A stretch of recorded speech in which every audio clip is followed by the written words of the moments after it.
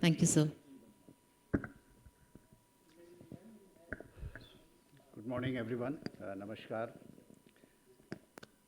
Professor Rao, my esteemed colleague, Secretary Education, Elementary Education and Literacy, Mr. Sanjay Kumar, Samir Kocharji, Pinky Anandji, and dear friends. Well, I think indeed it's a privilege to be here in midst of you.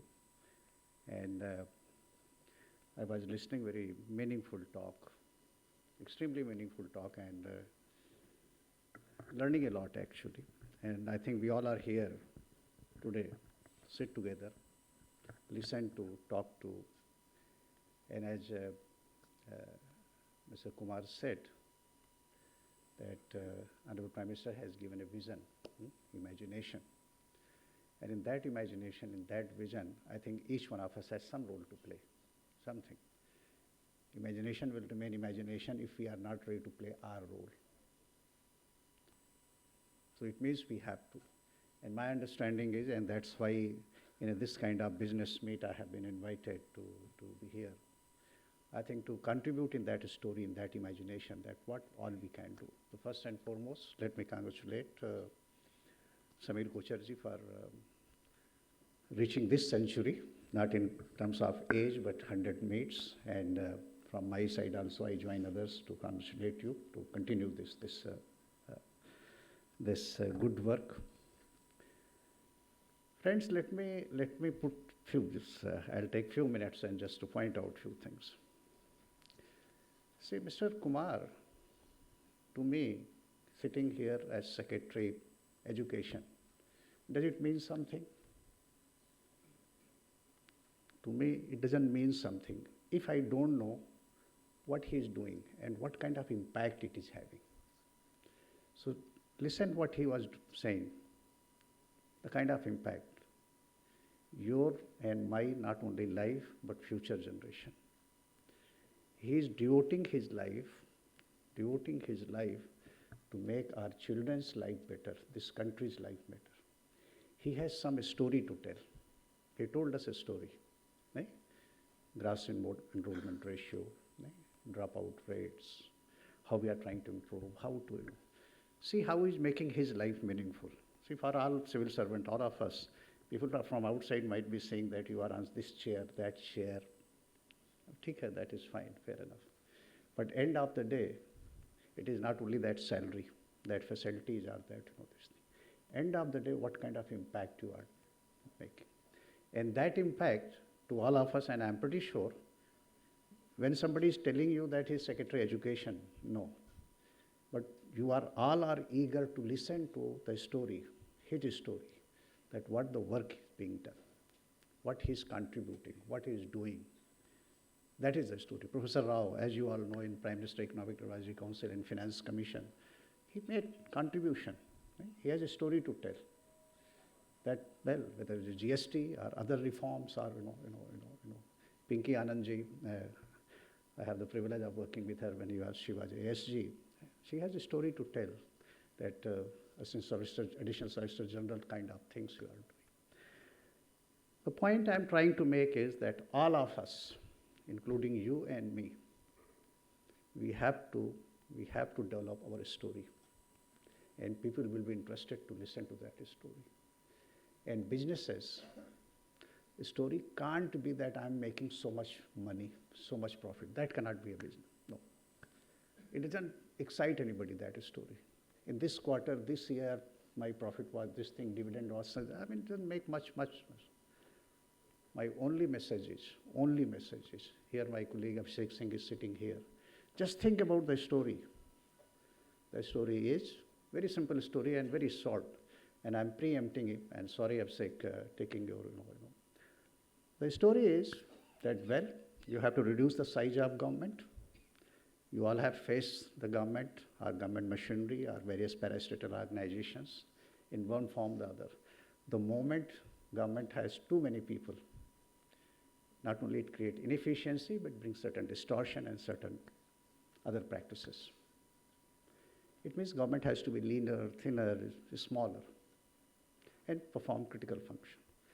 But if we can't provide jobs to everybody in the government, you can't keep on this government size bigger and bigger and bigger. It means you have to create opportunities for your youth. You have to create opportunity. Not only opportunity, you have to give him belief, him or her belief, that this country takes care of you. It thinks about you.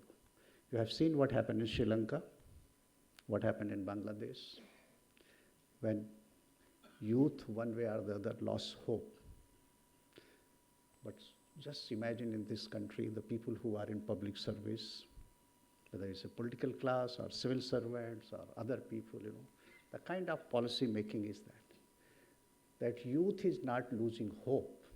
You are facilitating youth to do something. And one example which I want to give it, in fact, at a very personal level, in fact, 2 years back, 1.5 years back, I went to Sri Lanka and I had the privilege of meeting Honorable President. And we were discussing this issue. In India, one policy intervention, that government decided that it is not only GEM, government e-marketplace, a simple tool, but think about the thought behind it.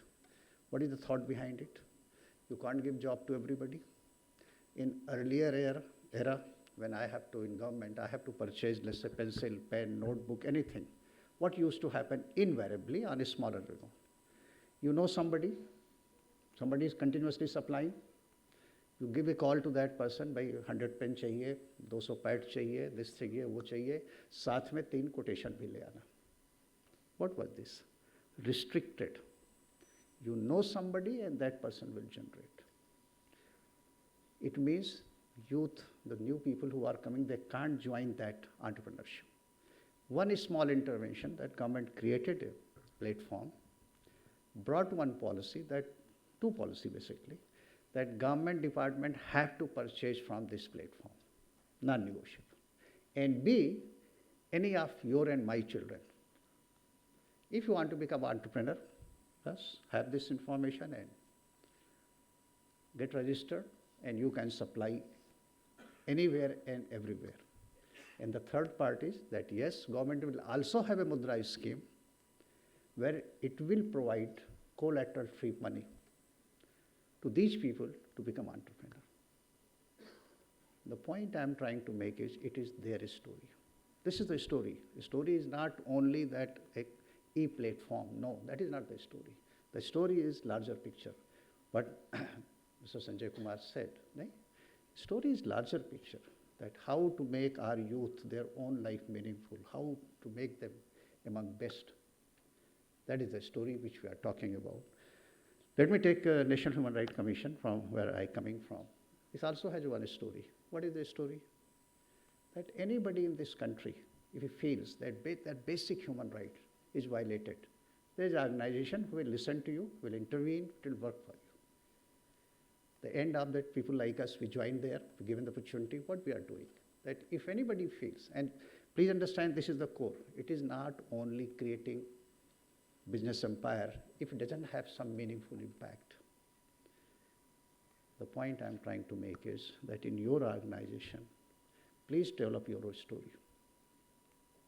Your organization should have a story. Your organization cannot have a story only that in this quarter it made so much money. It doesn't mean anything. Develop a story. What could be a story? Just imagine if because of our policies, of our working environment, if 15% population of this country is having one or another kind of mental health issues, think about it. What is going to be, forget about your future, what is going to be your present? Is it our story that we are part of the problem? That workplace, that different places, we are part of the problem. We create that kind of a stressful situation. This is the place where, well, our employees, our workers don't have respect. Or from class 1 we have studied, of course, many of us never bothered, that yes, preamble is the first page of our NCRT books are everywhere. Just imagine, somebody thought about it, that this will be part of. What it says? Equality, justice, liberty, fraternity. And when we grown up, when opportunity came that we should practice it, we forget. Think about it, that at workplaces, if this kind of mental health issues are coming up, or human right violation is taking place, is it going to lead any kind of true development? Even, is it going to lead to your profit? No. Short term, yes, it can lead to profit. I think in the morning I was told that I have seen the presentation Mr. Kocher made, that if you compare Nifty 50 and Fortune 500 companies or anywhere, it is the human right which is pulling down. And human right is what is so great about it. These are the very basic fundamental rights which is enshrined in the Constitution. The first thing after union in the Constitution, if you read, union is formed, India is defined, states are defined, entities are defined. The first thing is start fundamental rights. First thing. But when it comes to practice, equality, think about it. Are we practicing equality? Why is it so there are daughters and sisters and women workplaces in many, many places, still in private sector, and of course in government also it can happen anywhere, you know, that you have to find out that really they are respectful, safe, secure, or public spaces. You and me have a role in that. Without that, just think about it roughly 120 million scheduled tribe. 120 million scheduled tribe, 12 crore. Just compare various indicators, and government is doing that. You know. There are various human development indices. Are they matching to rest of the population of this country? And if not, whether we have got a role or not. And government is doing the same. When we talk about affirmative action, this is that somebody in the weaker section of society, we try. Think about the physically challenged people. If we don't create that opportunity, just think, transgender. You can't, condemn the person. It was not his or her fault, transgender person, not fault. But you condemn the life of begging and badhai dena, right? We can't imply 1, 2, 5, 10 transgender persons in our enterprise. We can't play a role. What stops, sir? What stops? Just imagine if whatever, the 2011 census says something around 6 lakh transgender people are there. And imagine the sensitive government brought Transgender Act in 2019 actually, and a lot of things have been put in place. But as we all say, that government should be minimal. It should give space to private sector, rightly so. It means private sector has to play a role. Private sector cannot say and cannot have only and only motive. That could be intermediate stage, that making money. There can't be, that it doesn't define you actually. So my request is that when we are saying, I think the greatest service we can do, we start thinking of these people who probably need us more. Whether it's a transgender people or let's say mentally challenged. I think we should not become part of problem. Just you must have heard a few months back, a girl, it got very, very, that she died basically in Pune. What? That's impractical workload. Just imagine in somewhere near this NCR, in some warehouse, people don't get actually time to go to loo. What is this? Are we really considering ourselves as a human being? If somebody has to remind them, somebody has to issue notice, and what kind of, My friends, every country, every family, every person, every enterprise, everybody, we have to make our identity. We should be known for that. And as you must have seen, take United States of America, what it says. Anybody who goes there, and if he has that talent and he or she can succeed, you can bring innovation, you can do enormous thing. Right? Singapore, you talk about it as its identity. Think about it as a nation. What kind of identity we will be having? Today, India is known one of the fastest growing economy, very, fifth largest, on the cusp of becoming third largest economy. All this is fine. A developed nation means, well, in one way, per capita income, $12,000 plus something. But more than that, this country is always known for certain values, certain ethos. Certain values and certain ethos. Whether it's a religion or civilization or culture, we are known for those things. And I think without those values, without those ethos, we can't be a soulless enterprise, a soulless country. No, it has no meaning. It will have no meaning. Friends, we all have shared vision. Like in a family, the stake of every member is equal. So in this country also, we also have an equal stake, shared vision. And I think we have to just start thinking it is not about my rights. It is slightly about my duty, and much more, as in Gita and many of our scriptures says, what you call dharma. It is much, much more than duty. Much, much. As a father, you are shouldering your duties, you're performing your duties. As a husband, as a mother, as a wife, we are performing our duties. Think about it as a citizen. What are our duties? Because our duties has profound impact on someone else enjoying his or her rights. Keep in mind,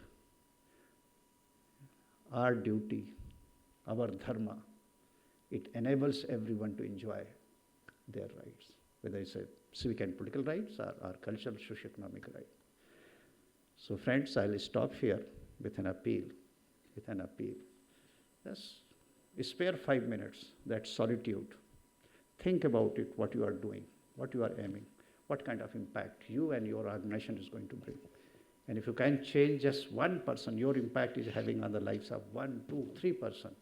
Life is meaningful, and you will find purpose of life. Which end of the day, when you reach my age, you will start thinking about it. That what kind of purpose, what purposeful life I lived. Whether I was able to make some impact, some change or not. Not only profit, no. Thank you. Have a wonderful day. I look forward to it. Thank you so much.